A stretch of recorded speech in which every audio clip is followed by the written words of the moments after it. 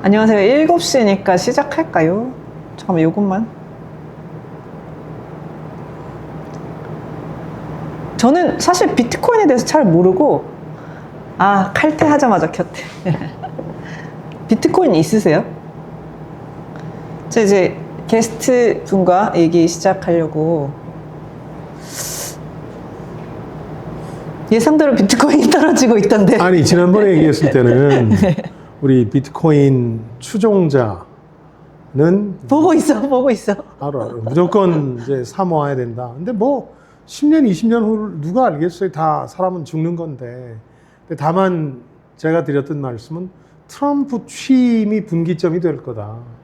트럼프 취임 이후에는 훨씬 더 험난한 여정으로 가는 거니까 주의하자 그랬는데 예상대로 그 비트코인이 한꺼번에 하루 만에 17%나 빠지는 일이 벌어졌죠. 그게 조금 또 오르기도 하죠. 뭐 만회하는 거죠. 근데 기본적으로 취임 이후는 취임 전과 같은 낙관론이 지배하는 세상은 아니니까 아주 간단한 논리인데 그걸 이해하기가 쉽지 않아요. 그게 뭐냐면 트럼프가 취임하면 트럼프는 가상화폐에 대해서 상당히 긍정적이었고 아예 공식 직함을 만들었어요. 트럼프 짜르라 그래서 걔네들 뭘 책임지는 애들을 짜르라고 하는데 그러면서 이제 많이 오른 거 아니에요. 트럼프 랠리라고 불렀고.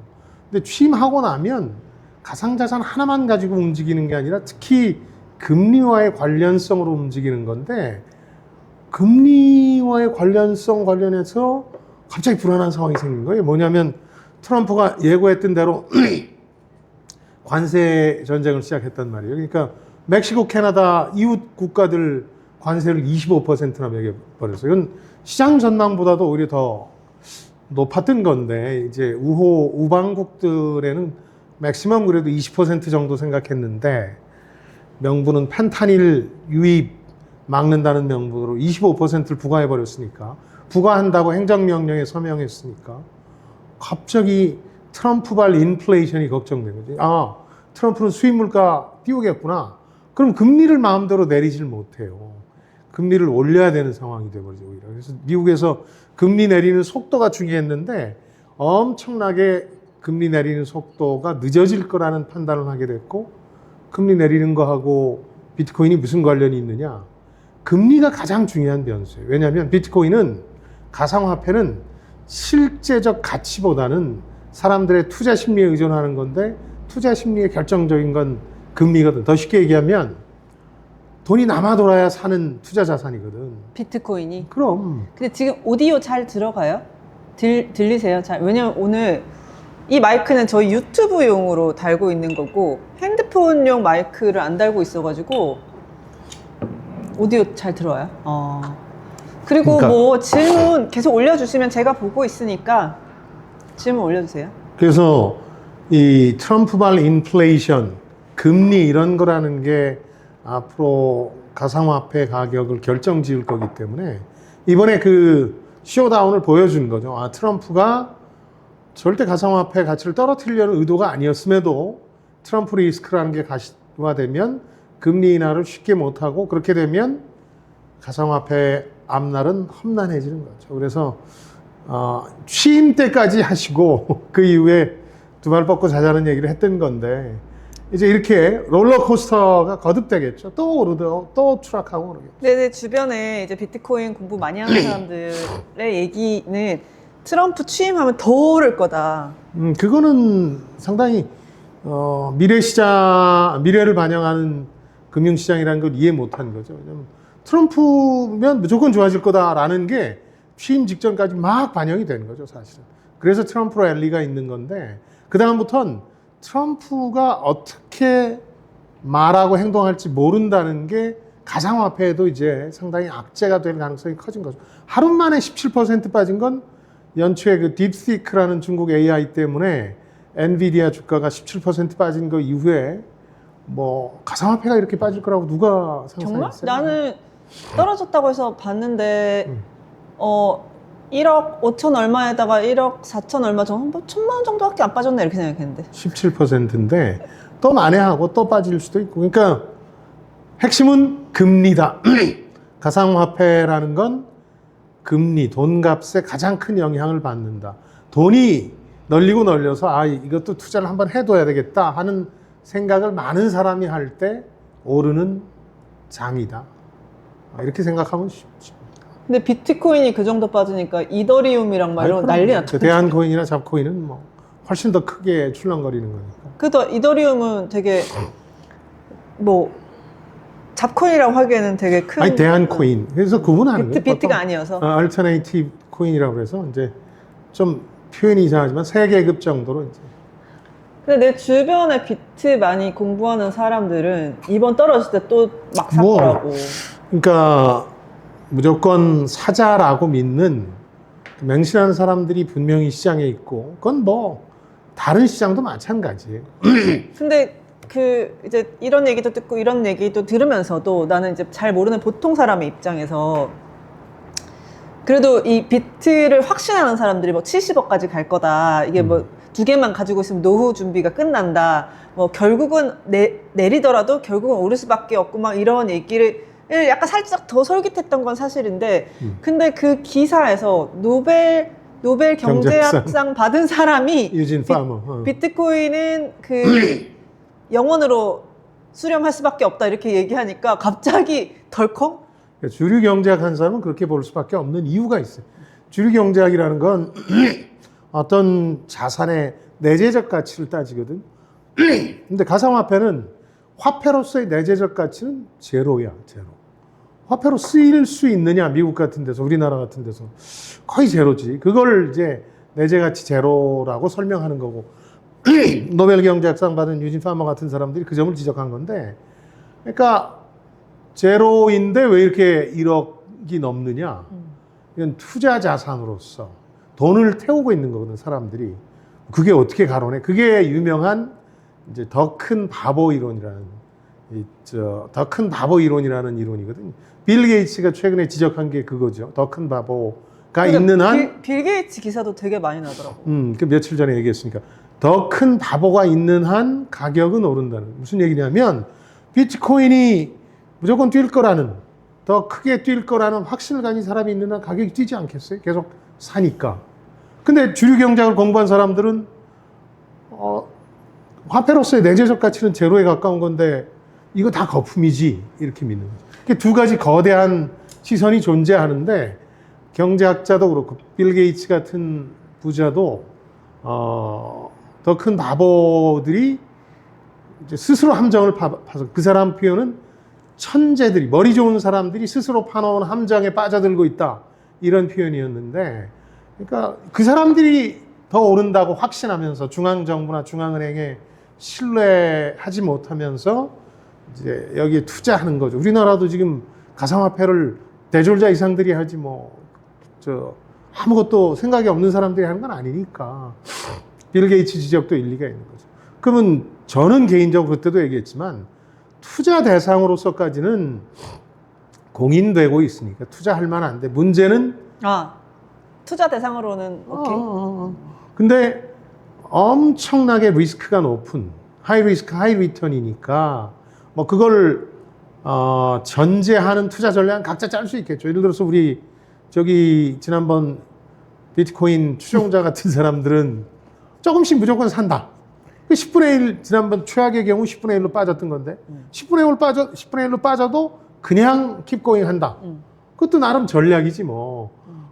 온 재산을 그렇게 한다 그러면 10분의 1로 빠졌을 때 견디기 힘들 텐데 그냥 내가 여윳돈 가진 거 그냥 할래. 그럼 뭐 10분의 1로 빠져도 견디는 거 아닌가? 그렇게 전략은 각자 그렇지만 정신은 온전치 못하겠지. 그렇지. 그래서 취임 전까지 하고 취임 후부터는 엄청난 롤러코스터가 코스터를 타는 형국이 될 거다 했는데 그렇게 되는 거죠. 왜냐하면 올 한 해를 세 가지로 기억하시면 올 한 해를 잘 정리할 수 있을 거예요. 근데 얼굴이 등장하지 말아야 될 이유가 있어? 그때 걔는 그렇지만 귀찮아서. 귀찮았어. 귀찮대. 뭐 굳이 뭐 얼굴 알리고까지. 귀찮대. 소주 마음대로 먹지도 못하고. 세 가지인데 하나는 우리나라의 경우는 정치적 불확실성, 두 번째는 트럼프 리스크, 세 번째가 AI예요. 이 세 가지가 올 한 해 경제, 금융, 증시를 다룰 키워드고 세 가지의 공통점은 불확실성이에요. 여기서 내가 뭐 잘한다, AI 잘하라 이런 사람 망가지기 딱 좋은 장이죠. 비트코인 잘하라 망가지기 딱 좋은 장이죠. 정치적 불확실성도 마찬가지. 나는 누구 빠야 그래서 얘가 대통령 됐으면 좋겠어 하고 철떡같이 혹은 대통령이 돌아왔으면 좋겠어 하고 믿는 사람들은 폭망할 가능성이 있는 얼굴도 불확실성이 잘생겼는데 얼굴 싫대. 귀찮아서. 그 나는 아무것도 잘 모르니까 괜찮겠다. 자, AI는 뭐 우리 그러니까 연초에 그걸 AI가 보여준 건데 두 분 다 AI 쓰죠 지금. 우리 챗GPT 쓰지. 웬만한 사람 하나 역할 하던데. 그러니까 챗GPT가 오픈 AI라는 데서 만든 게 세계를 놀라게 한 게 얼마 되지 않았단 말이에요. 2, 3년 됐는데. 근데 어떤 면에서는 챗GPT보다 훨씬 성능이 좋다고 하는 중국산 AI 앱이 애플 앱스토어에 등장했어요. 깔아서 써보니까 엄청 좋다는 거예요. 난 안 써봤어 아직은. 챗GPT는 두 분이 쓰는 걸 봤고. 근데 그러다 보니까 세 가지 면에서 충격이 온 거지. 하나는 야 18분의 1로 개발했다는 거야. 이제 중국 애들 얘기는. 그러니까 첫 번째는 비용이 18분의 1 들었다고. 그렇지. 첫 번째 당장 든 생각은 AI에 대한 그동안의 논란. AI 규제 안 하다 이거 문제 생기는 거 아니야? 지금 두 분도 써보니까 웬만한 사무직 직원 다 집에 가야 될 것 같으니까 걱정하기 시작한 거잖아요. 그게 AI 규제 안 해도 되나 하는 생각이 우선 퍼뜩 들었고 두 번째는 그동안 미국에서 그럼 헛돈 쓴 거 아니야? 하는 AI 투자 과잉 혹은 거품론이 제기된 거예요. 뭐 너무 이상한 데 투자하느라고 엔비디아만 덕본 거 아니야? 18분의 1로 저렇게 잘 만들 수 있는데 이렇게 된 거고. 세 번째는 미국이 압도적으로 앞서 나가는 분야고 그래서 미국 경제에 대한 감탄을 그치 못하고 있었는데 이게 중국한테 뒤집히는 거 아니냐 하는 이 불안감 세 가지 면에서 생긴 거예요. 그래서 당일날 엔비디아가 17% 6천억 달러가 몸값에서 빠졌고 미국 증시 전체로는 1조 달러가 빠졌는데 이것도 비트코인처럼 조금 만회하고 있어요. 만회하고 있는 이유는 뭐 냉각기 거치고 나면 또 다른 생각들이 들거든. 대중들이라는 게. 왜 이 대표도 대표니까 그렇지만 직원들 내보낼 때 금요일 날 방 붙여요. 냉각기 가지고 잘 생각해보라고. 그러니까 검찰도 기소하고 날 때 맨날 그러니까. 뭐 금요일 토요일 이렇게 하잖아요. 정신 차리라는 얘기인데 아니 정신 차리지 말라고. 그러니까 그렇지. 개기지 말라고. 감정적이 되지 말라고. 개기지 말라고. 그 딥시크 쇼크 후에 이제 조금 냉정을 찾고 미국이 패닉 상태였다가 생각해보니까 몇 가지 문제가 있는 거야. 우선 딥시크 작동 방식을 막 사람들이 들여다보고 나니까 이게 후발 효과구나. 챗GPT 하는 거 보고 그걸 거의 꽁으로 배운 거지. 그러니까 그게 싼 가격으로 이룰 수 있었고 두 번째는 중국이 만들었다 그러면 쓰기 아무리 편해도 찜찜한 게 하나 있잖아. 개인정보 유출 문제 있고 뭐 이런 것들이 있어서 파괴력이 그렇게 크다고 볼 수 없다 이런 얘기들이 나오면서 조금씩 정상을 찾고 있고 또 엔비디아 주가도 만회한 건 거기도 엔비디아 세대 옛날 세대 거지만 엔비디아 GPU를 쓰는 거야. 거기조차도 그러다 보니까 이제 패닉 상태에선 벗어난 거죠. 근데 올 한 해 내내 이 AI 관련한 소식이 중요한 변수가 될 거예요. 누가 뭘 개발했다 혹은 그것보다 더 그럴듯한 시나리오는 미국이나 유럽 정부가 AI 규제를 이렇게 하기로 했다. 이런 건 나오겠지. 안 하다가 뭐 무슨 일이 벌어질지 어떻게 알아? 근데 점점 나이도 들고 있지만 안녕하세요. 아무 말이나 하셔도 돼요. 지금 뭐 강의하는 거 아니고 아까 이제 비트코인 얘기하기로 해서 거기서부터 뭐 다른 경제 얘기까지 온 건데 뭐 주식 얘기하셔도 되고 제가 그럼 전달할 거고.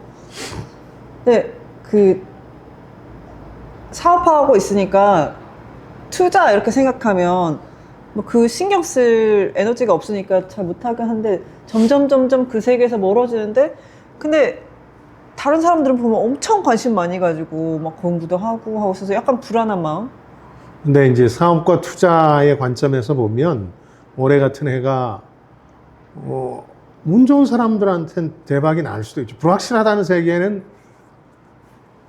하이 리스크 하이 리턴이니까 우연찮게 대박 맞을 확률도 높아지는 거지. 불확실히 올 한해를 지배하는 말이니까.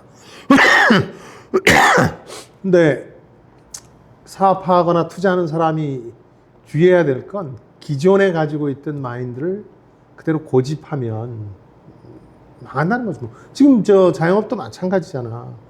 뭐가 너무 많이 달라져. 코로나 이후에. 단순히 이걸 불황이라고만 얘기하기엔 안 되는 집만 있냐? 그건 아니잖아. 잘 되는 집도 소수지만 있고 양극화되는 건데, 그래서 불확실성이 지배할 때 그 돈 버는 사람이 소수지만 있는 거죠. 10억 원이 꽁돈으로 생겼어. 그럼 비트코인 사 안 사? 지금? 응. 그 10억을 완전히 잃어도 괜찮다. 10분의 1로 빠지는 것도 본인한테. 아니 10분의 1로 빠지는 것도 감당할 수 있다. 지금 내 상황은 그건 아닌데 그럼 뭐 비트코인 일부를 사겠지. 비트코인 전부를 사진 않지. 아예 안 사진 않고. 그렇지. 아 지금 단계에서 아니 왜냐면 지금 그 기사 뭐 제목 뽑느라고 그랬겠지만 뭐 그 사람이 얘기했으니까 했겠지. 그 노벨 경제학상 받은 사람이. 그 얘기를 비트코인이- 많이 해왔던 건데 경제학자들은. 그래? 오늘 기사 처음 봐서 비트코인이 영원으로 간다는데 그럼 사면 안 돼? 내재 가치가 영원으로 수렴한다. 그러니까 실질적인 가치는 없는, 부가가치를 창출하지 못. 투자하는 거 말고 남들이 더 투자해야 가격이 뛰는 거 말고 그게 돈을 벌어들인다. 이걸 뭐 어두운 금은? 돈이 아닌 금은? 이상. 금은 안전자산으로 오랫동안 부가가치는 없지. 어디 투자되는 건 아니니까. 그러나 안전자산으로서의 가치가 빛날 때가 두 가지인데 그게 올해 그런 거잖아요. 근데 올해는 또 특별한 사정이 하나 있긴 하지만 우선 잠깐 설명하면 금은 올해까지도 무조건 뛸 거라고 봤어요. 하나가 그 안전자산. 불확실해질수록 지난해를 선거와 전쟁의 해라고 했잖아요. 그러니까 유럽, 중동 두 개의 전쟁. 전 세계 인구 절반이 선거를 치렀어요, 지난해.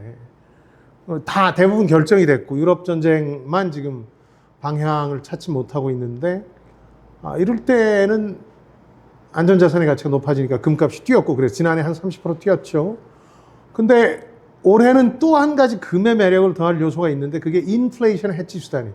트럼프가 인플레이션을 만든다고 하면 많은 경제학자들 예상처럼 인플레이션 해치 수단으로 금은 갖고만 있어도 가격이 올라갈 수 있는 거죠. 부가가치를 만들지는 않지만 왜냐하면 현금의 가치가 떨어지니까 인플레이션으로. 근데 잠깐 옳혀 보니까 금값이 빠지기도 하더라고 한 10%가. 그러니까 난 금은 안 떨어지는 건 줄 알았어. 그래서 왜 그러냐 이걸 그때 따져보면 달러하고 미국 채권도 안전자산인데 미국이 망해서 달러가 휴지 조각이 된다거나 미국 재무부가 발행한 국채가 휴지 조각이 되는 일은 없을 거 아니에요. 금보다는 못하지만 안전자산이라는 생각이 강한데 특히 전 세계가 달러 하나만 바라보는 킹 달러 시대에는 금보다 그게 낫다. 채권이나 달러가 가격이 가치가 뛰니까 둘 다. 그래서 그쪽으로 몰렸던 거예요. 대체 관계에 있기 때문에 상황에 따라 금이 다소 출렁거릴 수는 있다. 달러와 미국 국채의 인기가 높아지면. 근데 그것도 이제 트럼프 변수가 남아있죠. 트럼프가 이렇게 가만히 보다가 다른 나라들은 자기네 나라 통화 가치 떨어뜨려서 수출 잘하고 경제 좋은데 우린 너무 달러가 강해서 안 돼 하고 헛소리 몇 번 하면 달러가 출렁거리면서 금값이 매력을 더 뽐내게 되는 거죠. 금과 달러와 미국 국채는 경쟁 관계에 있다. 안전자산으로서의 경쟁 관계. 비트코인은 가장 위험한 안전자산의 대척점에 있는 가장 위험한 투자자산. 저는 그래도 비트코인보다는 불안해서 금이 점점. 금 좋아요. 다만 아까 얘기한 대로 달러가 아주 강해지고 그 미국 국채 시장의 금리 변화 때문에 국채 시장이 변고가 있으면 금 가격이 잠깐 출렁거릴 수 있어요. 그래서 저도 지난번에 금 떨어질 수도 있다고 했던 거고 한 10% 빠지다 다시 올라가요. 금은 안전자산으로서 전통적 수요가 있는 비트코인과 디지털 금이라고 하는데 추정자들은 금처럼 빛나지는 않잖아요. 달러를 좀 사둘까요? 이미 비싸잖아요. 근데 예를 들어서 우리나라에서 아까 세 가지 변수로 정치적 불확실성 얘기했는데 조기 대선을 포함해서 탄핵 여부, 대통령 형사재판 뭐 이런 것들 그 다음에 조기 정치 일정이 확정되면 대선을 포함해서 그러면 원화 가치가 좀 안정될 거예요. 지금은 너무 불안하니까 지금 1470원까지 갔지. 나는 그 말이 너무 와닿던데. 원화가 녹아내리고 있다고. 저번 라이브 할 때 어떤 손님이 방콕 갔더니 한국 돈 5만 원짜리도 한 잔 안 해주더라고. 근데 당신네 세대들은 아니지. 당신네 세대도 글로벌 금융위기를 겪었잖아. 2008년. 그때는 1570원까지 갔고 2008년이 언제야? 1997년 우리가 겪은 외환위기 때는 2000원까지 갔는데 결국 금인가요? 올해는 금도 괜찮고요. 네. 올해는 금도 괜찮고. 비트코인은 그야말로 롤러코스터에 올라탈 배짱이 있으면 혹은 그래야 되는 돈이 있으면 하는 거고. 오늘 달러 급등인데 언제 안정되고 이제 안정적 환율 1,400원이라고 봐야 하나요? 1,400원이어야 안정이라고 얘기할 수 있는 건가? 뭐 그 얘기인 것 같아요. 네. 그 핵심은 그 경우의 핵심은 우리 쪽 사정. 그러니까 미국이 강달러를 이끄는 건 맞지만 미국 경제만 제일 좋으니까. 근데 우리 쪽 사정이 원 달러 환율에는 중요한데 정치적 불확실성이 어느 정도 거쳐야 돼요. 이게 통화시장에서는 그걸 되게 중시하는데 주가보다 더 이 환율 시장에서는 그 나라의 정치적 상황을 보는데 우리 지금 정치적 불확실성이 대통령이 복귀해버릴지도 모르는 상황이 우리 탄핵 안 될 수도 있겠던데? 그러니까 그게 지금 초기에 우리 국민들 대다수가 가졌던 비상계엄에 대한 불안과 분노에서 지금은 국면이 좀 바뀌어서 뭐 그거보다는 야 그러면 이제 다음 대선이 벌어지고 암흑개가 되는 거 아니야 하는 것도 또 새로운 고민으로 등장했기 때문에 근데 이제 경제적인 관점에서만 보면 누가 경제와 금융 증시에 유리한가 이런 건 없고 확실해지는 건데 그게 뭐냐면 정치 일정이 어떻게 되든 확실해지는 탄핵 여부가 빨리 결정돼야 되고 그 다음에 조기 탄핵이 대선 안 포함한 되더라도 안 되면 2차, 3차 뭐 이런 것들도 있기 때문에 불확실성이 더 높아진다고 봐야겠지. 그러니까 경제적 관점에서만 보면 말이죠. 뭐가 좋다를 떠나서 우리 전한길 선생 같은 사람들이야 마음대로 헛소리해도 돈 많이 버는데 지장 없으니까 그러겠지만 경제적 관점에서 보면 빨리 안정되는 게 일정이 확정되는 거죠. 근데 그 안정이라는 게 오늘 내가 어디서 누구랑 얘기했지? 거기 있잖아. 서울대병원 교수 친구 걔랑 통화하는데 이제는 세상이 어쨌든 그 전한길이랑 그분도 말하자면은 인플루언서잖아. 그렇지.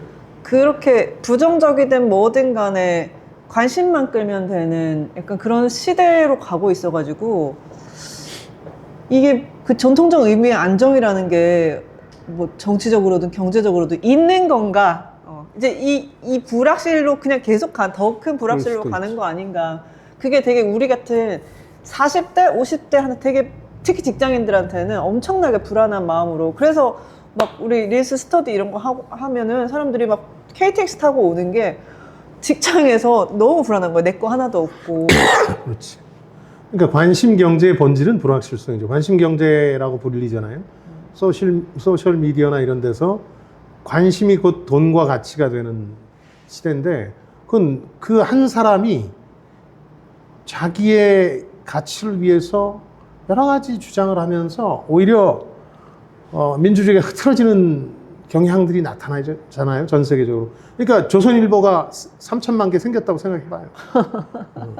자기들 이해를 위해서 우리 엄마 좋아하겠다. 뭐든 주장할 수 있고 그걸로 돈 벌 국리들을 하는 거니까. 조금 비싸다고 느껴도 좀 다시 금을 사둬야겠네요. 네, 근데 금도 떨어지기도 한데요. 당연히 이미 올해 들어서 잠깐 반전해서 10%가량 떨어졌는데요.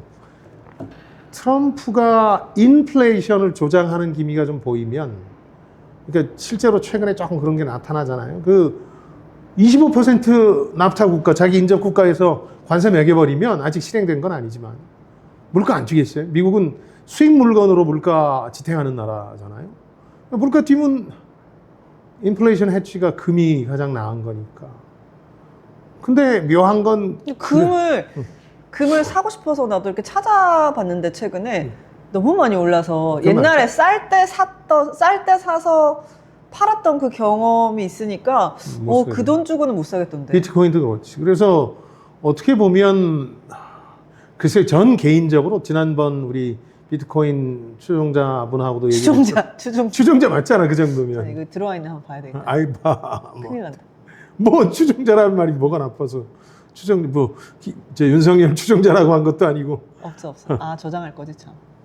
근데 저 비트코인 추종자들이 많으니까 그건 뭐 나쁜 말은 아니지. 비트코인을 거의 종교처럼 모시는. 그럼 그렇게 된 거지. 그걸 이제 빌 게이츠가 머리 좋은 사람들이 자기들이 함정을 파놓고 거기에 걸려들었다 이런 표현을 쓴 거지. 왜냐하면 비트코인이 가진 명분이 너무 멋지잖아. 중앙 정부와 은행을 신뢰할 수 없다. 그러니 우리끼리 거래할 방법을 찾아야 된다. 2008년 사카모토가 내세운 명분은 그거였으니까. 비트코인이 완전 망할 가능성은? 그 경제학자들 얘기한 것처럼. 근데 이미 두 가지 면에서는 우리 삶에 뿌리를 내리고 있는 거죠. 하나는 기술은 광범위하게 퍼져서 블록체인, 분산원장 기술이라는 건 거의 모든 분야에서 쓰기 시작한 기술이 됐고, 그건 뭐 비트코인 성패와 관련 없는 게 됐고, 두 번째는 투자 대상으로 공인까지 됐잖아요. 미국에서 ETF 승인이 2개가 났으니까. 근데 저요? 아니 저요 아니. 근데 아마 트럼프 행정부에서 더 투자 대상으로선 인센티브를 줄 겁니다. 트럼프는 자기도 투자했고. 그럼 사야지. 그러니까 오를 수도 있다니까. 그런데 금리라는 상관관계 때문에, 달러와 금리, 인플레이션과의 상관관계 때문에 폭락할 수도 있다고. 이번 연초에 보여준 것처럼. 그러니까 연초에 불확실성이 올해를 지배하는 키워드다. 우리나라 정치 말고도 트럼프 리스크, 그 다음에 AI 얘기했는데 연초에 둘 다 벌어졌어요. AI하고 트럼프 리스크는. 그분 다시 뵙고 싶어요. 그 첫날에 두 분 고급스러운 흥분을 잊을 수 없습니다. 현장에 계셨으면 그게 고급스럽지 않다는 거를. 뭐 특별히 고급스럽지는 않았어. 더러웠어. 더러운 흥분이었어. 그래서 좀 정리해보자면 올 한해는 우리나라 정치적 불확실성, 트럼프 리스크, 또 하나 AI, 세 가지 소재가 기회도 줌과 동시에 우리 투자에 엄청난 위기도 몰고 올 것이다. 엔비디아 추종하는 사람이 또 있었어요. 많았어요. 왜냐하면 지금까지 나한테 180배 벌게 해준 회사니까. 근데 하루 만에 17% 빠졌을 때 그때는 또 생각이 달라지는 거지. 이게 무슨 말이에요? 블랙락? 블랙락. 세계 최대의 헤지 펀드. 그게 왜? 블랙락 CEO가 하는 말은 늘 기사화되는데 워낙 영향력이 있으니까 장에. 블랙락 CEO가 지금 CEO죠. 또 얘기를 했어요. 올해 큰 AI 쇼크에 대해서 딥시크 쇼크라고 하는데 그 회사가 일으킨 쇼크에 대해서 자기들도 좀 생각해 보니까 일주일 내내 회의했는데 뭐 크게 영향이 가진 않을 거고 그 미국의 AI 회사들 엔비디아를 포함해서 이런 회사들이 더 충격을 받지는 않을 것 같다 이렇게 얘기했는데 저도 동의합니다. 냉각기를 거쳐보니까 딥시크는 여러 가지 한계를 가진 후발 효과라는 점, 엔비디아 칩을 쓴다는 점, 그 다음에 뭐 오픈 소스라는 점, 이런 여러 가지 효과들을 감안할 때 오히려 AI 시장 자체를 약간 자극하는, 투자를 자극하는 면이 있어서 그게 뭐 미국 AI 기업들의 붕괴를 몰고 오거나 그럴 것 같지는 않아요.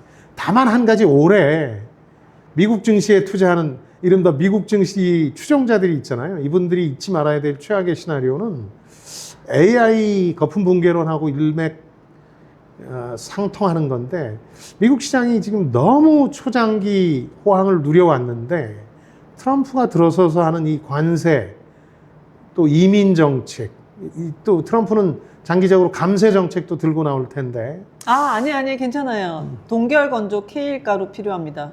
그런 거 전문 아니야? 찾아보겠습니다. 찾아볼게요. 근데 그건 뭐에다 먹지? 어떻게 먹는 거야? 요거트에 물에 뿌려 먹어야 되지. 케일은 좋은 거잖아. 그렇지, 그러니까. 유기농으로. 유기농이어야 하는 거 아니야? 케일은 무조건. 네, 동결 건조 케일 가루 찾아보겠습니다. 그래서 그 불안한 구석도 좀 댓글 있는 한번 써줘. 찾아본다. 미국 증시가 그 장기 호황을 마무리하는 게 올해 가장 불확실하고 위험한. 우리나라 국민들 지금 미국에 얼마나 많이 투자했어요. 테슬라까지 하다가 최근엔 양자 컴퓨팅 업체들의 투자를 많이 해서, 심지어 양자 컴퓨팅 업체 양대 업체가 있는데 상장된 한국인 지분이, 한국 개인 투자자 지분이 하나가 34%고 하나가 16%. 이게 한국인들이 손 떼면 그 회사가 잘못되게 생겼다니까. 그럴 근데 정도로 지금 유행을 타고 있는데. 오늘 이렇게 들은 거를 종합해서 짱구를 굴려보니까 현금을 일단 좀 모아가지고 비트코인이 많이 떨어지면 그때 들어가자, 약간 이런 생각이 드는데. 떨어지면. 근데 어느 정도가 많이 떨어진 걸까? 뭐 1억 밑으로? 그치. 근데 그냥 정말 하이 리스크 하이 리턴이니까 늘 얘기하면, 지금 현존하는 투자 시장에서는 제일 하이 리스크 하이 리턴이니까, 그럼 예를 들어서 한 1,000만 원만 투자해도 많이 오르면 또 많이 오르잖아요. 지금은 또 한계가 있지만 예전 초창기 생각해 보면 도찌 개작도 준비 중? 무슨 말이야? 도지코인이 일론 머스크가 밀고 있는 코인이고 실제로 많이 올랐는데, 개작도? 웬 개작도? 작두 탄다고 하잖아. 그러니까 그럴 준비 중이라고. 나는 그걸 믿는다 하는 이제 새로운 그 열혈 추종의 기분인데. 사셨어요? 도지 사셨어요? 이분은 오늘 리플 주워 모았. 내렸으니까 많이 빠졌어. 또 전략이 있죠. 예. 근데 또 빠지는 날이 오니까, 특히 저는 일론 머스크에 대해서는 또 할 얘기가 하나 있는데, 그 이미 어디다도 이제 얘기를 했습니다만은, 일론 머스크하고 트럼프가 공존할 수 있느냐. 그러니까 일론 머스크에 너무 올인하지 말라는 얘기를 하고 싶은데, 두 사람이 독불 장군이라, 지금은 일론 머스크가 단순히 억만장자들이 정치에 참여하는 방식으로 한 게 아니라 올인한 거거든. 트럼프를 미는데 올인했어요.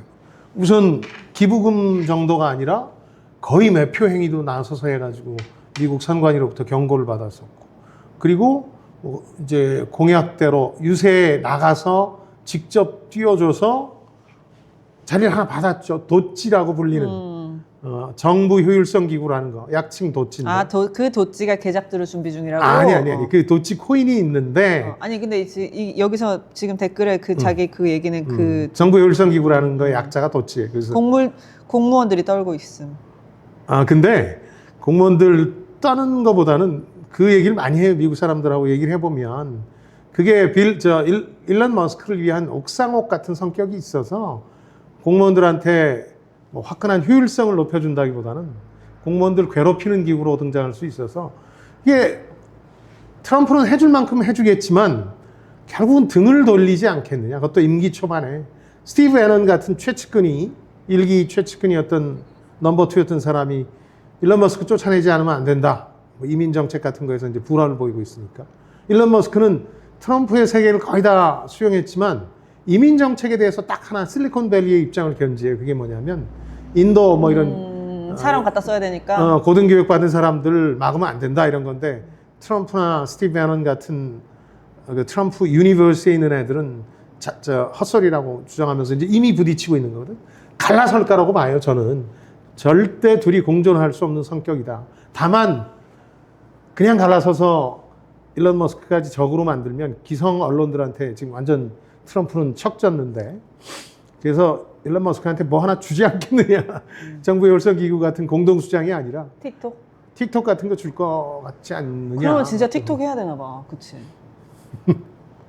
근데 일론 머스크랑 척을 질 때 트럼프가, 이게 둘의 독불장군적인 성격을 감안할 때 그 회사, 일론 머스크의 회사에도 타격이 좀 있겠죠. 지금은 테슬라가 저렇게 판매 실적이 2년 연속으로 부진해지고 있는데도 버티고 있는데, 왜냐하면 지금 정부가 트럼프 머스크 연합정부거든요.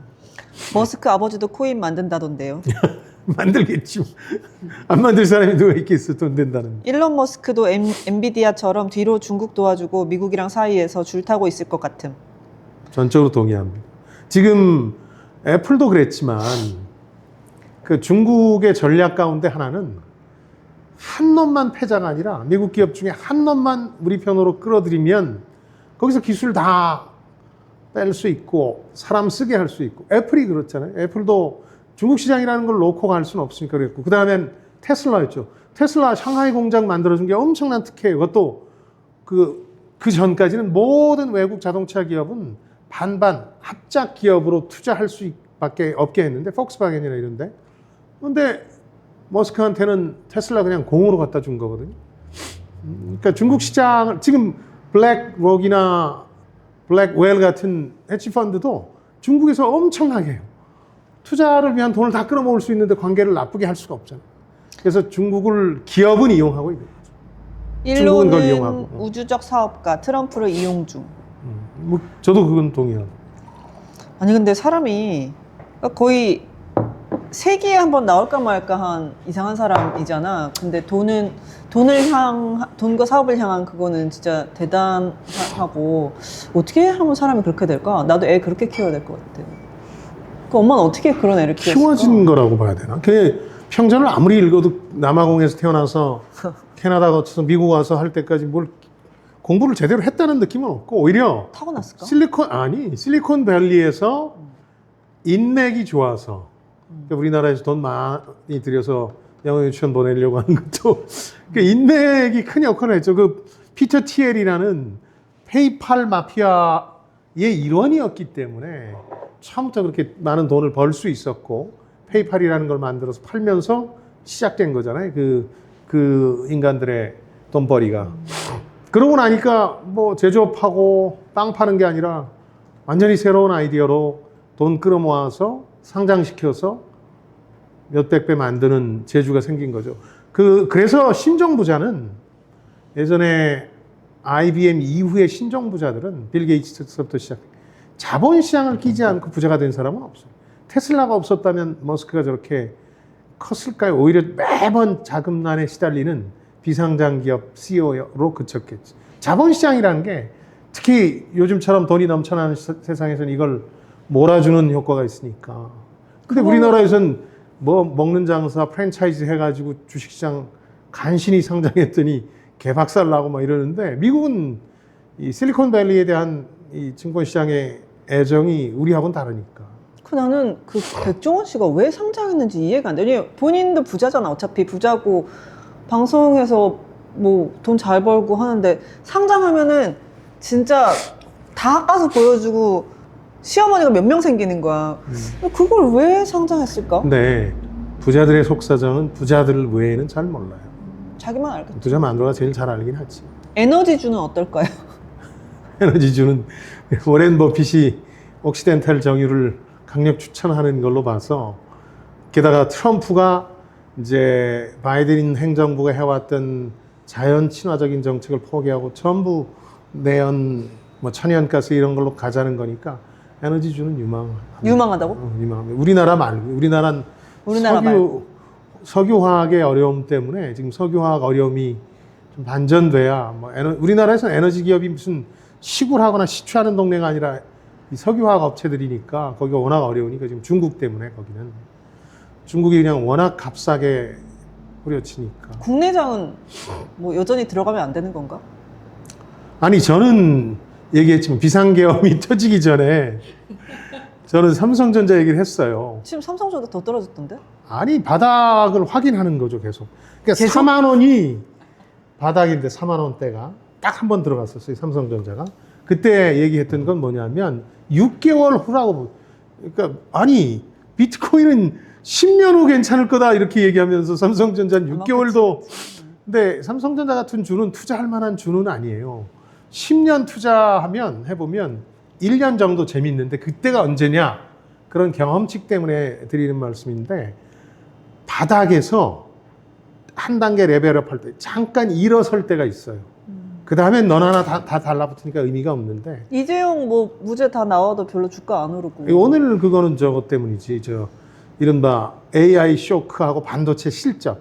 삼성전자 3분기 실적이 나왔는데 안 좋잖아요 지금 실제 예상보다. 그러니까 삼성전자는 우선 저기가 돼야 돼요. 엔비디아 납품 소식이 전해져요. 근데 한다 안 한다 언론 플레이만 하고 아직도 정확히 HBM 납품 소식이 없으니까 그거 나오면 분위기가 좀 나아지겠지. 그러고 보니까 최근에 막 비트코인 어쩌고 막 환율 어쩌고 하면서 부동산 얘기가 별로 뉴스에 없어. 부동산이 안 좋으니까 실제로 금리를 최악의 경우지만 지금 동결하고 있는데 우리 한국은행이 미국하고 1.25에서 1.5 정도 차이 있는데 이 차이를 더 벌릴 수는 없어요. 그 얘기는 뭐냐면 우리가 금리를 더 내리기가 부담스러운 상황이거든. 또 삼정 가진 분들 나온다. 금리 더 내려가지 않으면 부동산이 살아나기는 어려워. 심지어 최악의 경우 올리면 물가 이런 것 때문에 걱정이 돼서 올리면 부동산은 더 하락하는 거죠. 근데 초기에 부동산 경기가 나빠지던 3년 전부터 이 사이클을 한 5년 정도 예상했고 더 비관적인 전문가들은 8년 예상했으니까 부동산 당분간 뭐 생각보다 어렵죠. 국지적인 부분 빼놓고는. 오늘도 샀음 삼성, 애증의 삼성, 미나 팀장. 몇 년 전에 6개월. 몇 년 전에 삼전 우 샀는데 우선주. 어떻게 해야 할지 너무 고민돼요. 얼마에 샀는지가 중요한데. 얼마에 사셨어요? 저는 하루에 거의 막 계속 보는 하루에 한 번 정도 검색해 보는 게 비트코인 얼마인지 보고 그다음에 이더리움 얼마인지 보고 그다음에 삼성전자 얼마인지 보고 더본코리아 얼마인지 봐. 삼성전자까지 볼 여유가 있으면 사업 잘 되나 보네. 그냥 궁금해서. 그리고 더본코리아는 아무래도 외식업 하니까. 그렇지. 근데 지금 그래서 그걸 본 지가 한 3개월 됐는데 매일 떨어지고 있어, 매일. 아니 하나 묻고 싶은 오늘은 게 2만 얼마 됐어. 2만 원대로 내려앉지. 묻고 싶은 게 외식 업체 중에서 프랜차이즈, 특히 프랜차이즈가 상장해서 뭐 공모가보다 더 뛴 기업이 있어요? 디딤 망했고 교촌도 완전 하락했고 폭락했고. 그러니까 IPO 효과라고 하는데 처음 거래되던 그 가격이 최고 가격이에요. 헐. 미래 포텐셜이 크지 않은 기업의 경우, 우리나라는 특히 우리나라는 어쩐 일인지 최대 주주들이 목돈 만들려고 상장을 하는 경향들이 있기 때문에 그런 거 아닐까? 이제 난 내가 외식업 하니까 이게 비즈니스가 상장해서 이렇게 빵빵 뜨려면은 어떤 얘기하는 그 기대 가치라든지 새로운 뭔가 등장할 거고 막 끌어줄 거 같고 이게 있어야 되는데 외식업은 그냥 진짜 노동한 만큼 요만큼 먹을 거 팔아서 이렇게 하는 그런 거니까는. 난 솔직히 말하면 외식업체들이 상장하면서 거짓말을 하고 있다고 생각해요. 무슨 거짓말이냐? 상장을 왜 합니까? 이렇게 대규모 자본을 대중들로부터 조달하기 위해서 하는 거예요. 근데 속마음은 다 대주주가 내가 그동안 고생했으니까 한 몇백억, 몇천억 챙겨야지 하는 생각으로 상장을 해요. 그러면서 거짓말을 해. 거짓말을 해. 어떤 거짓말이냐? 대규모 자본을 조달해야 될 멋진 명분을 내놔. 교촌이 뭐라고 했습니까? 교촌 치킨 시장이 한정돼 있다는 거, 성장에 한계가 있다는 건 누구나 다 알고 지적했는데 그때 수출할 거라고 그랬어요. 마치 치킨이 한국 치킨이 인기 있으니까 어느 나라든 가면 대박 날 것처럼. 근데 그게 쉬운 게 아니거든요. 로컬에 왜 수출 못했나? 수출했지 않아? 수출하죠. 근데 거기서 기대하고 전망했던 것만큼 엄청난 돈이 되는 건 아니잖아요. SPC도 뭐 몇몇 도시 언론 플레이 하지만 뭐 그래서 그 기업의 가치가 2배가 됐습니까? 3배가 됐습니까? 왜요? 왜 악하십니까? 왜? 글을 쓰세요. 아니 그래서 솔직히는 떼돈 챙기고 싶어서 상장하면서 뭐 수출하기 위해서 중국 시장 진출하기 위해서 이런 얘기들을 명분으로 삼을 뿐이라는 맞을 수도 거죠. 있잖아. 수출하기 위해서 자본이 필요하니까 상장해서 이제 돈을. 그 성공했으면 맞는 거지. 사업가가 결과로 얘기하는 거지 동기로 얘기합니까? 다들 돈 벌기 위해서죠. 나한테 왜 그래 진짜. 이여영도 언젠가 상장한다 그러면 내가 명분을 솔직하게 얘기하라고. 나도 뭔 모를 때 예전에 월양하고 할 때 막 해서 뭐 그때 200억만 하면 상장할 수 있고 그렇지. 우리가 한 150억까지 했으니까 막 그랬는데 먹는 장사는 그런 방식으로 해서는 좋은 식당이 될 수 없는 것 같아. 먹는 장사는. 그리고 약간 내가 어릴 때 우습게 봤던 뭐 삼대가 뭐 먹고 살고 며느리 외제차 타고 그렇게 하는 게 맞는 것 같아. 마포 과동관처럼. 한 우물만 파는 거지. 그건 그렇게 해야 벌리기보다는. 그렇게 해야 좋은 식당을 만들 수 있어. 그치. 손님한테. 뭐 예를 들어서 그거는 물려받은 경우 가능하지만 아니라면 그냥 뭐 이렇게 부부가 현장에서 일하면서 사장 노동자로서 이제는 뭐 멋있는 사장 이런 건 없는 시대고 사장 노동자로서 일하고 뭐 좋은 재료로 그렇게 주고 그런 반가워서 깜짝 놀랐잖아. 그런 것 같아. 그래서 근데 나는 인플루언서 업은 앞으로 괜찮은 것 같아. 그렇지 않을까? 그러니까 인플루언서가 된다는 이거 말고 이 업을 왜 외식업이 막 날리고 다 커피숍 날릴 때 그 인테리어랑 부동산 돈 벌었듯이 인플루언서 업을 도와주는 회사들 뭐 공급한다거나 뭐 매니지먼트를 한다거나 뭐 그런 회사는 가치가 있을 것 같아. 그러니까 아까 이 대표가 얘기한 관심 경제, 불확실성을 전제로 한 관심 경제에서 핵심은 소셜 미디어고 SNS고 거기 주역은 인플루언서들이지만 사실 그 뒤에서 도와주는 회사들이 많은데 그 회사들이 비전이 있는 거죠. 예를 들어서 K 화장품이라고 하지만 인플루언서 끼지 않고 성공한 데가 있나요? 다 끼어서 성공하고 한 단계 레벨업 됐잖아요. 진짜 30억 하는 조그만 중소기업 화장품 회사가 인플루언서 끼거나 뭐 올리브영, 다이소에 납품하면서 큰 거죠. 근데 치폴레 말씀하시는 치폴레는 근데 치폴레는 뭐 매각이 잘 되고 이런 건 맞는데 실제 장사는 안 되지 않아요? 네, 지금은 넘어서서 정점을 넘어서서 치폴레 경영자가 이번에 스타벅스 경영자 됐죠. 그러니까 약간 그 경영을 잘하는 뭐 이런 느낌을 주고는 있지만 정점을 찍고 나서 지금 저기도 안 좋잖아요, 실적도. 하동간이 찐 고모네 집.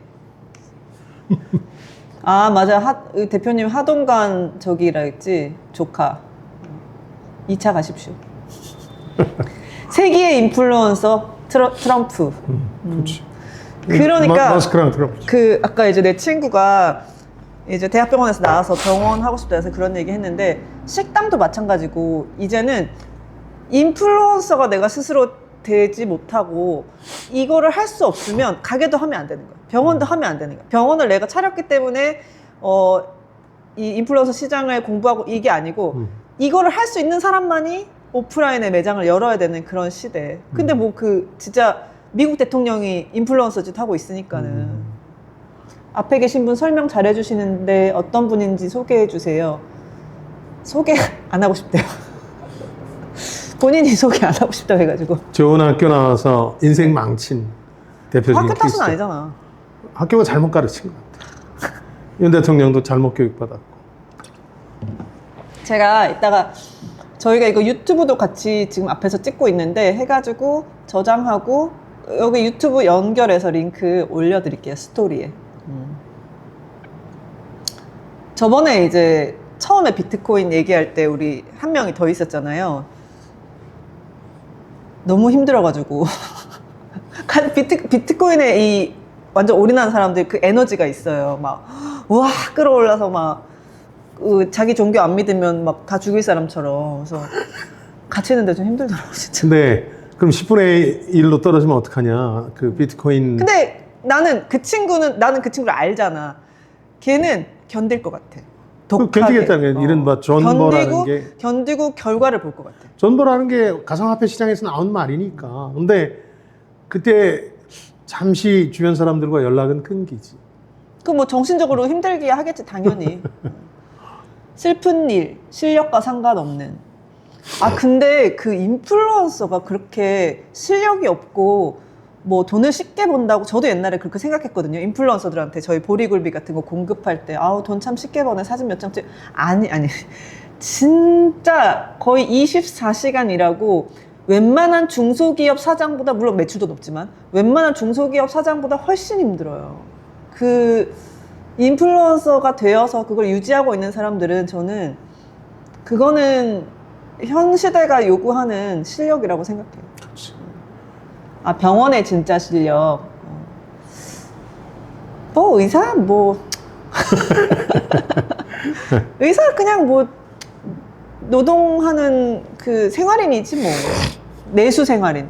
해외 나가서 아무것도 할 수도 특히 없고. 이제 대학병원이나 이런 데서는 뭐 아무개가 잘한다 그래서 명의 방송에서도 많이 소개하잖아요. 대중매체에서. 근데 그 외의 경우에는 자기가 알릴 방법이 많지 않아요.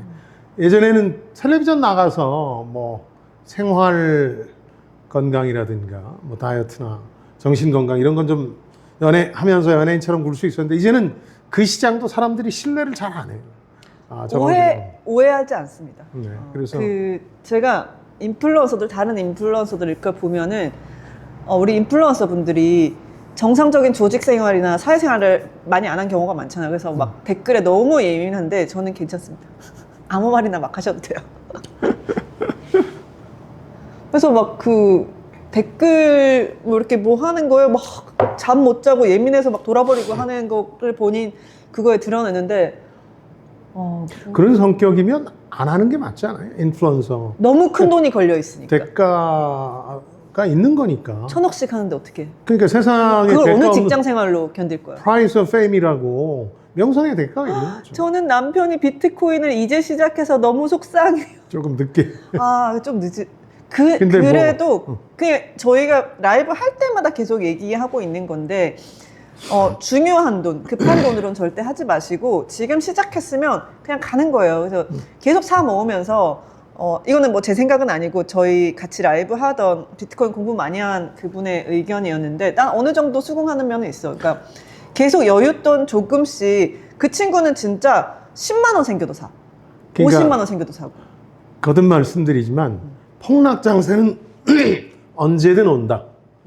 영원히 갈 것처럼 얘기하지만 폭락장세는 벌써 서너 번 왔고 또 올 거다. 앞으로 안 온다고 누구도 장담 못한. 그런데 그걸 견디고 계속 승부할 수 있다면 돈이 성격이 중요하죠. 그래서 좀 이게 지금 1시간이 다 돼가서 1시간이 되면 라이브가 꺼지더라고요. 인스타에서. 그러면은 또 뭐 고기 먹고 이거 이따가 뭐 키면 되니까 진짜 미치겠어요. 취임 전에 사야 한다고 사더라고요. 전혀 모르는 사람이 자기 남편. 여기도 이 남편도 어떡하 이게 근데 이렇게 모르는 사람이 이렇게 젊은 사람들 들어오기 시작하면 근데 취임이 오히려 분기점이었는데 취임 전까지만 하시라고 말씀드렸더니 취임이 언젠데?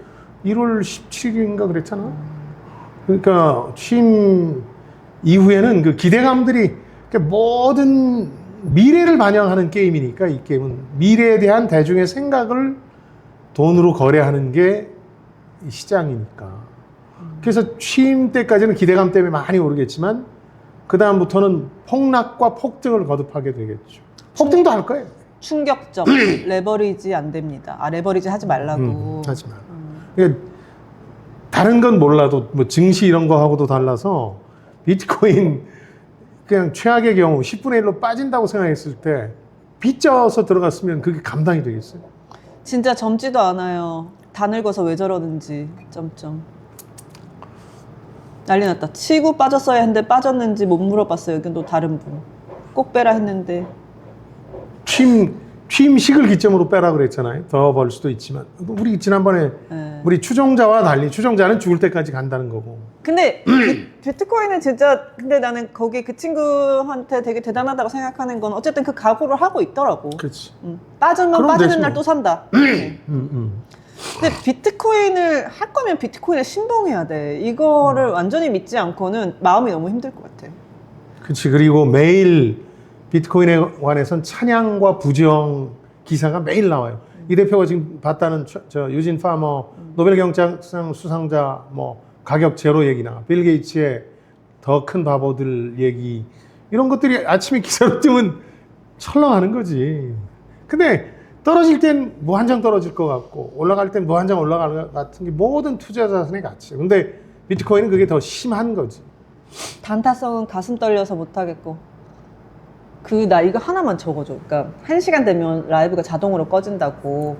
그러면 조금 이따 다시 키겠다고.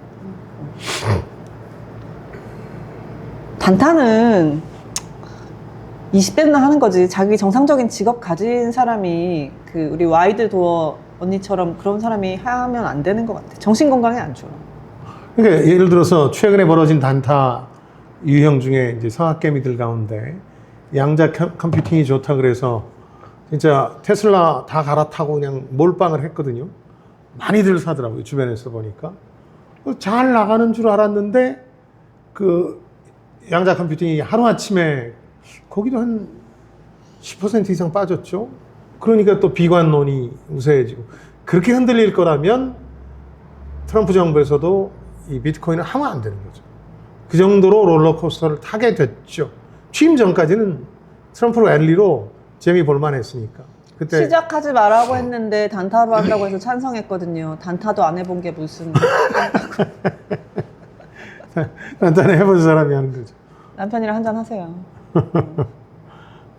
아 우리 조영주 선생님.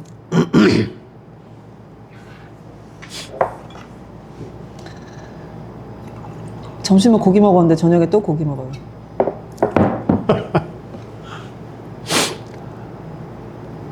와이드 도어 언니. 그래서 뭐 지금 1시간 다 돼서 좀 있으면 꺼질 것 같아. 껐다 다시 해야 되겠네. 그럼. 이것도 저 카메라도 1시간 정도 한다고. 지금 들어오시네 막. 그래서 비트코인 얘기하고. 하루 아침에 껐다 다시 키면 되는 거 아닌가? 맞아. 나도 몰라서. 근데 이게 막 갑자기 3, 2, 1 하고 팍 꺼지더라고. 아 진짜?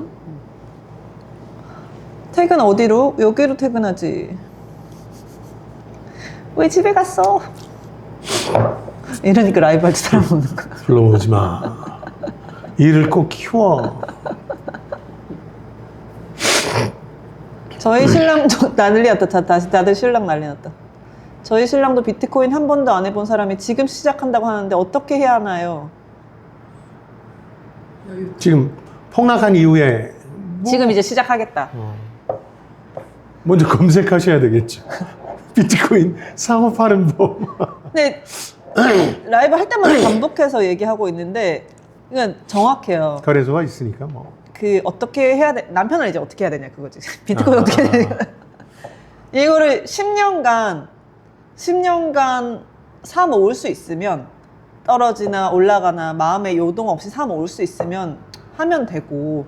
근데 그럴 수 있는 사람 몇 명 있을까? 나는 쉽지 않을 것 같은데. 우리 그 라이브 할 때 초대하는 그분은 저는 몇 년 이렇게 보니까 그거 할 사람이에요.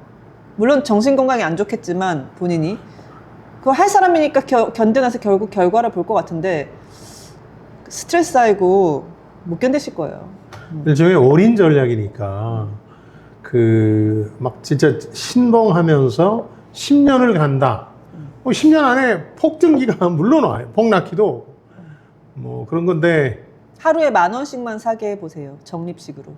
좋은 생각인 것 같아요. 그렇게 해서 대신 전제가 하나 더 붙어야지. 하루에 10,000원씩 뭐 얼마간 그래놓고 10분의 1로 폭락해도 억울해하지 않기. 못 견디겠으면 못하는 거죠 뭐. 못 견딜 때 던지거든요 사람들은. 남편이 그렇게 말하면서 시작하더라고요. 근데 주변에 주식이나 뭐 이 코인 때문에 싸우는 부부들 내 주변에도 많은데 그렇게 시작하는 것 같아도 어느 날 목돈 넣어버린다니까. 그것도 이제 빌려서 넣는다든지 주변 장모님 돈을 빌려서 넣는다든지 넣거나 뭐 퇴직금 넣거나 뭐 그렇지. 그렇게 하더라고. 이게 그거가 감당이 안 되는 거죠. 왜냐하면 기본적으로 우리나라 투자는 이제 열고 전략이 지배하거든요. 열로 받아서 한다. 20초 남았대요. 껐다가 다시 킬게요. 밥 먹으면서 아까 라이브 봤어요. 파김치 쭉 찢어서 맛있겠다. 언니 단백질 드셔야 됩니다.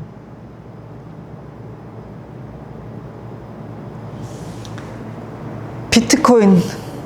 그러니까 아까 올인 전략 얘기를 했는데 이 얘기를 잠깐 드리고 싶은데 30년 투자한 사람들이 다 생각하는 우리 투자자들의 가장 보편적인 실패 이유가 올인 전략이에요. 올인 전략인데 그 올인이 뭐냐면 그 화투 칠 때 열고 하듯 하는 거예요. 뭐 하긴 멋진 말로 얘기해도 뭐 주식에서 비트코인까지 다 돈 넣고 돈 먹기니까 화투랑 똑같은 거예요. 근데 그 근사한 말로 포장돼 있느냐 여부만 차이가 있는 거죠. 근데 화투를 치다 보면 잃어요. 그분 열받아서 열고를 또 해. 그러다가 이제 새벽 오는 줄 모르고 출근 시간이 있게 되는 건데 제일 재주 좋은 사람은 정말 드물게 열에 하나 나올까 말까 한 사람은 화장실 간다고 슬쩍 내빼는 사람, 깨평도 안 나눠주고 내빼는 사람. 근데 그런 사람이 생각보다 없고 전부 열고하고 있거든. 열고를 어떤 방식으로 하냐면 처음에 코스피에서 뭐 삼성전자 같은 주식으로 하다가 손해보면 코스닥으로 가요. 코스닥에서 또 작전주를 막 들이대보기 시작해. 왜냐면 이런 거 만회하려면 빨리 해야 되니까. 그러니까 그런 상황에서 비트코인 열풍이 한국에서 다른 어느 나라보다도 많이 분 건 당연해. 왜냐하면 열고를 가장 효과적으로 할 수 있게 해주는 거거든. 다 잃었어. 근데 여기서 한번 대박 나면 나 끝이야. 다 만회할 수 있어. 혹은 더 벌 수 있어.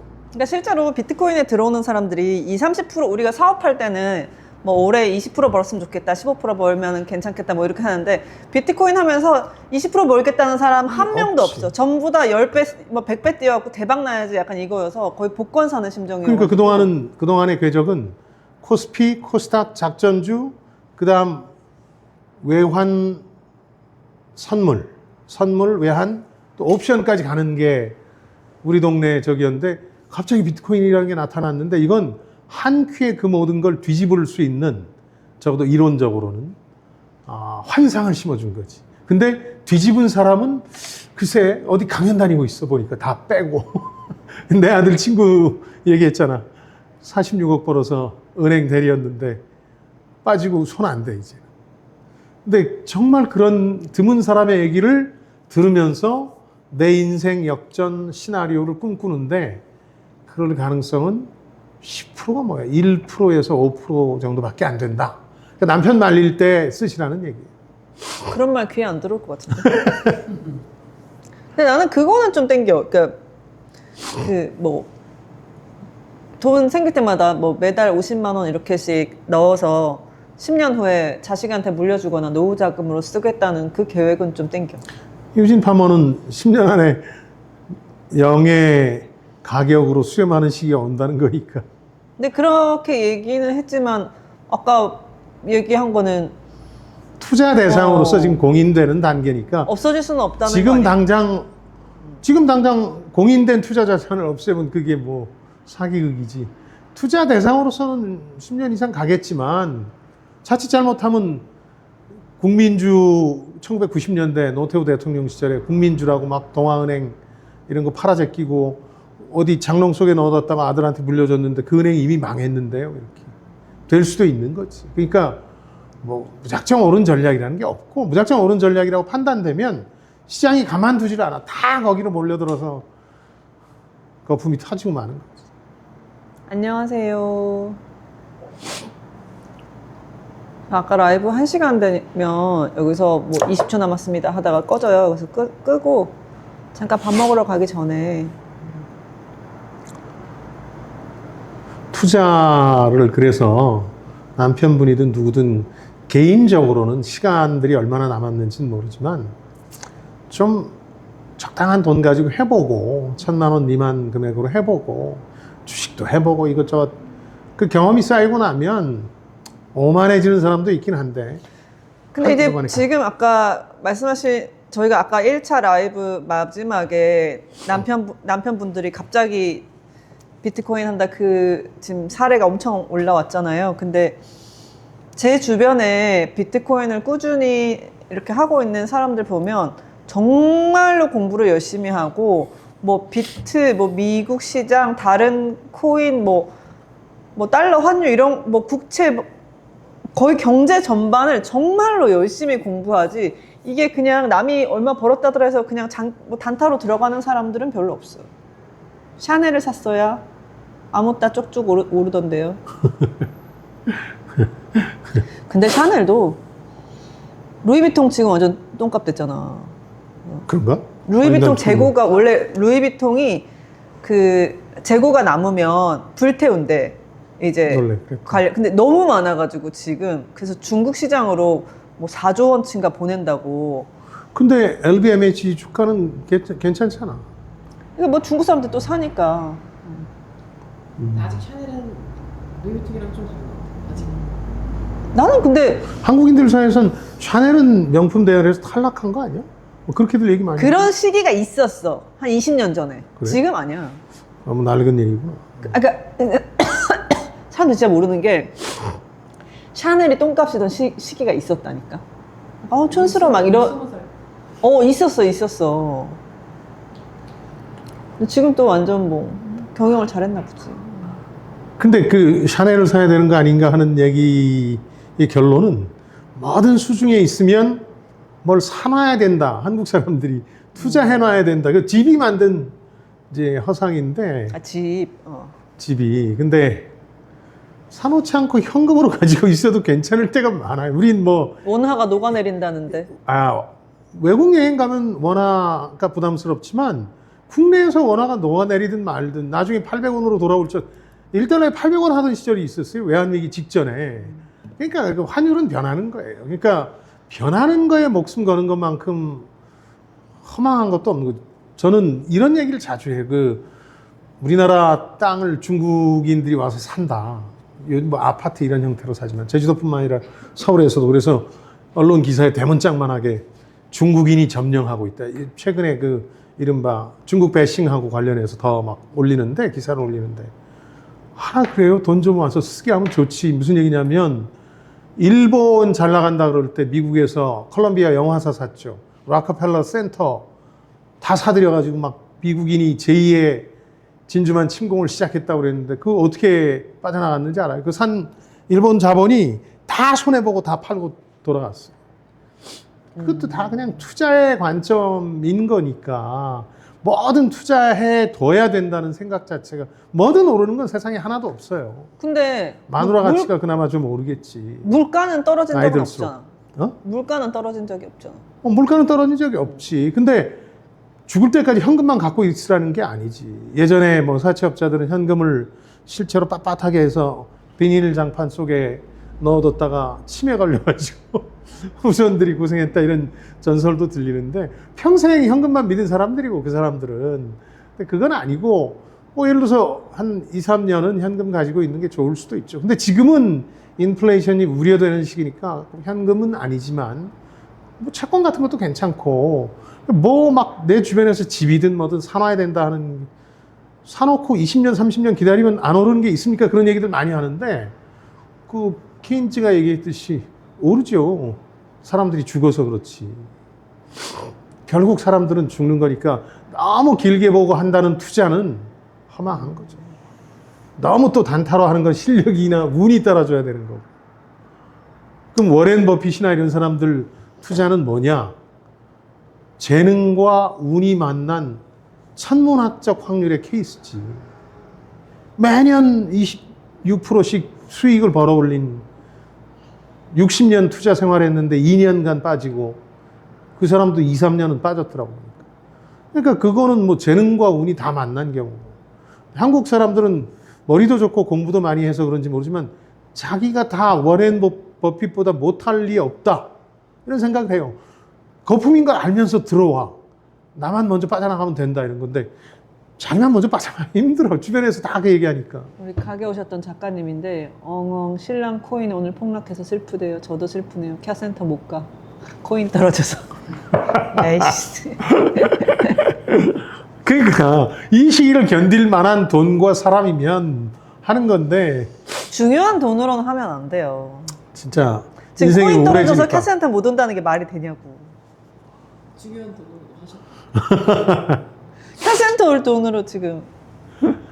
그냥 고기 먹고 마음의 위안을 삼고 그냥 투자, 남들 벌었다는 얘기는, 그러니까 남들 벌었다는 오해에 대해서 제가 좀 진짜 얘기 드리고 싶은데, 오늘도 주식 다 파랑불이더라고요. 밤엔 미국장 어떨런지. 그러니까 오늘 미국장을 봐야 되는데, 그러니까 지금 벌어지는 우리 장의 부정적 영향은 AI 그 딥식 쇼크에 이어서 트럼프 리스크. 근데 참 트럼프가 대단한 사람이라고 생각하는 게, 나는 트럼프 당선을 2번이나 틀렸으니까 그런 사람을 뽑더라고. 미국인들은 그런 변동성을 사랑하게 됐는지, 미국인 모두가 이 롤러코스터를 타고 싶어 하는 건지, 뭐 어쨌든 롤러코스터에 중독된 거예요. 롤러코스터에 중독된 거야. 아니, 그냥 그 인플루언서한테 중독된 거야. 그 사람이 뭘 하든 그냥 사는. 이런 얘기 들으면 결국은 토마스 모어의 유토피아가 생각나는. 근데? 아니, 그러니까 투자에 대해서 이제 뭐 결과적으로 보면 허망한 거 아니냐 하는 걸 지적해 온 사람은 많지만, 근데 우리를 흔드는 건 주변에서 벌었다는 사람들 얘기거든. 근데 그게 실체가 그치. 왜 없냐 하면 비트코인으로 진짜 벌었다는 사람 얘기, 증시에서 돈 벌었다는 사람 얘기를 듣는 순간 그 사람한테 한번 확인을 해보세요. 한 번 벌어본 적이 있는 건지, 그리고 평생 누적 수익률은 얼마인지. 어떤 개그맨 하나가 나와서 불을 질러 놨어요. 우리 증시에. 자기는 1600%를 벌었다. 그 얘기를 몇 가지 수정하면, 첫 번째는 벌어본 적이 있다고. 그 사람 투자 내역을 다 보진 못했지만 평생 누적 수익률은 마이너스라고 들었고, 두 번째는 100만 원 1600%면 1600만 원이에요. 1억 16억 만든 게 아니라고. 근데 1600%라고 얘기하는 거예요. 100만 원 투자했을 때. 근데 손해 봤을 때 또 다르게 얘기하는 거예요. 그래서 남편 얘기 나왔어. 미친놈 코인 안 뺐대요. 짜증나.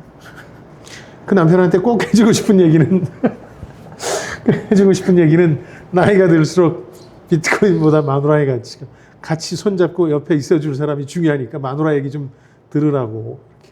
말 안 듣는 것 전화오죠. 같은데? 뭐 그건 본인 운명이니까.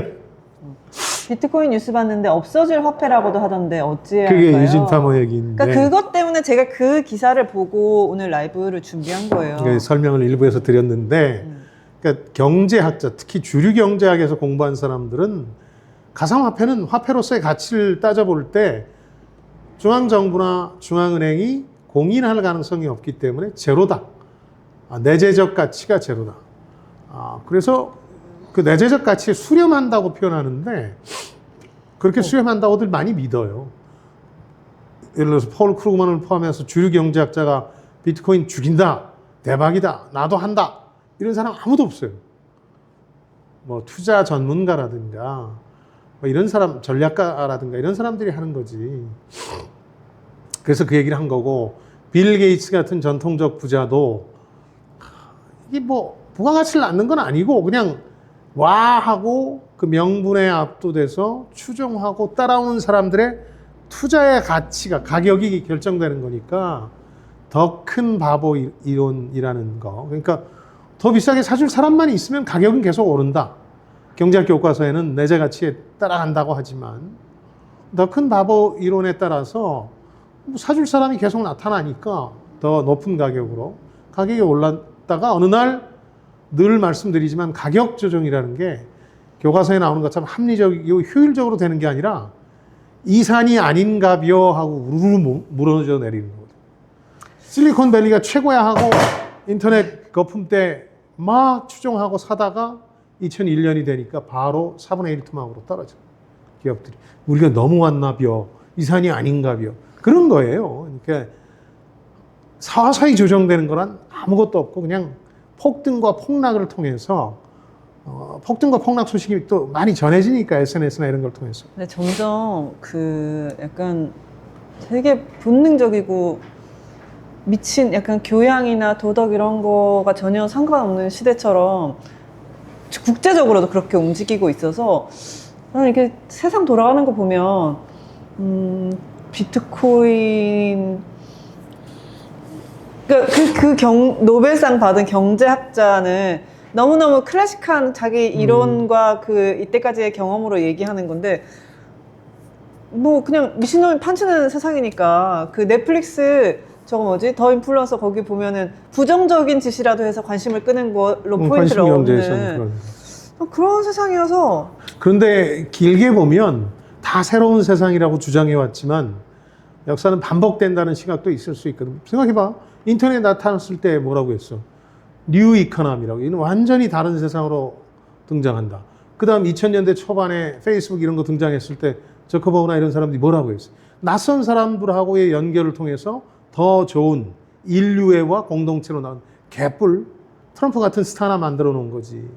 그러니까 역사가 반복된다는 관점에서 보면 비트코인도 16세기, 17세기 네덜란드 튤립이랑 뭐가 달라? 그때는 부자들이 내 마당에 없는 색깔의 튤립 하나를 키우겠다고 벤츠 가격으로 튤립 담아내기를 산 거 아니에요. 그리고 그 어리석은 짓을 30년 이상 거듭하다가 잘못됐네 하고 이산이 아닌가 하고 자숙하다가 또 100년 후에 히아신스라는 꽃을 가지고 또 투기를, 그러니까 투기의 반복이. 그 다음에도 생각해봐. 주식회사 투기 열풍이 있었지. 철도, 인터넷 다 꺼졌지. 뭐 그런 역사적 주기를 반복한다고 믿는 사람들도 있죠.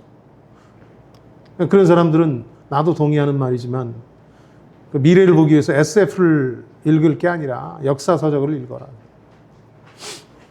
그래서 남편들 어떻게 잘 단속 잘 하시고. 근데 그게 왜 옛날에 카페 창업 많이 할 때처럼 마음에 한번 내가 가게를 열겠다, 뭐 비트코인을 하겠다 마음 먹으면 그게 남이 말리기가 쉽지는 않은 것 같더라고. 근데 오늘 들으신 얘기를 전하시면서 그 10년 후에 빵원이 될 수도 있는 비트코인을 택할 거냐, 나이가 들수록 가치가 높아지는 마누라한테 투자할 거냐. 아니 제일 잘해줘야 될 게, 아니지. 투자해야 될 게.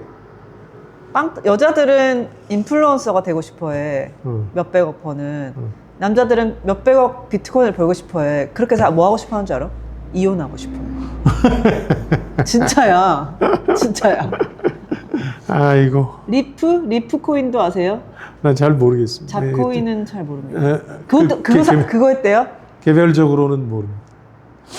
투자를 안 그런 해서. 코인 샀나 봐. 그거 엄청 떨어졌을 텐데. 많이 빠졌지. 어제 비트 떨어지면서 이더리움도 엄청 빠졌어. 또. 근데 소름. 뭐 이러다가 또 금리 인하 얘기 나오고 그러면 이제 다시. 근데 지금 오를 수도 뺄 있으니까. 수는 없는 거. 도라인가? 지금 근데 저 친한 이제 20년 넘게 살아서 이제 그만 살까 싶어요. 미치겠다. 안 되겠다. 오늘 이따 술 마시러 가서 다시 라이브 킬게요. 아니 근데 제 친한 언니가 미용실 원장님인데 잡코인을 엄청 많이 해요. 전 재산 몰빵하는데 그래갖고 진짜 전 재산을 다 잃기도 해. 근데 어느 날 갑자기 그 코인 중에 하나가 활활 타올라가지고 저한테 막 용돈 500만 원씩 보내주고 막 그렇게도 한다니까. 못 빼죠. 제 짐을 빼야.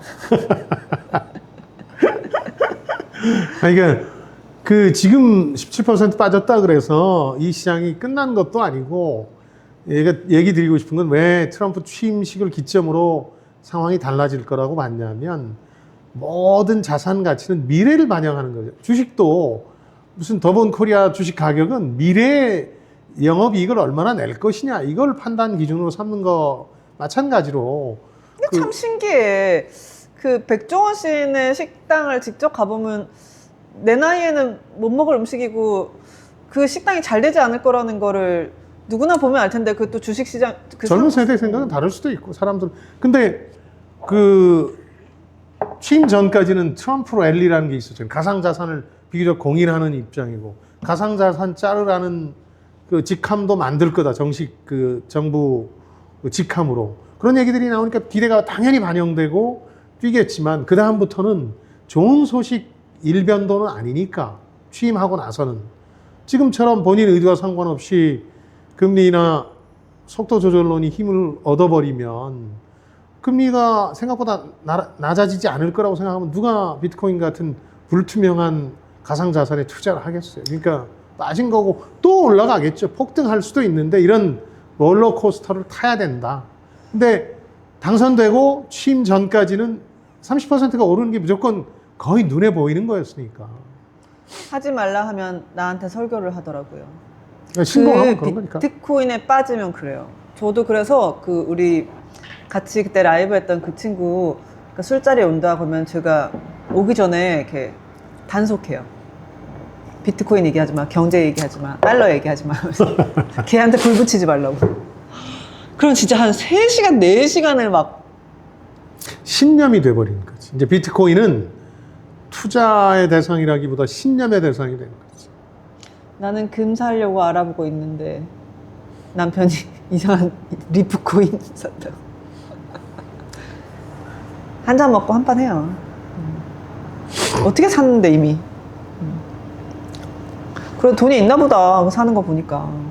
혜미 씨. 근데 샀는데 뺄 수는 없지 않습니까? 떨어졌어. 지금 그 그치. 폭등의 시기를 기다려야 되는 거죠. 하는 게 중요한 거 아니야?